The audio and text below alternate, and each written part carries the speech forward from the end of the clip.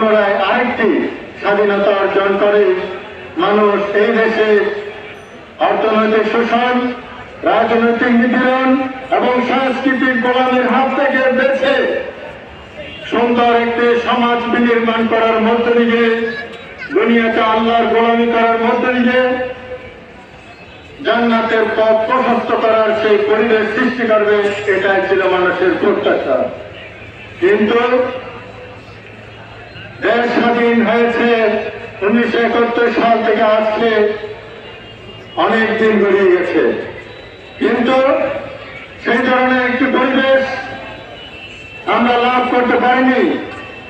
অনেক শাসন চলে গিয়েছে, শুধুমাত্র ওই মদিনার রাষ্ট্র প্রতিষ্ঠার যে কোরআনী আইন, সেই কোরআনী আইন প্রতিষ্ঠা না হওয়ার কারণে, মানুষের তৈরি আইনের কারণে শান্তি প্রতিষ্ঠিত হয়নি।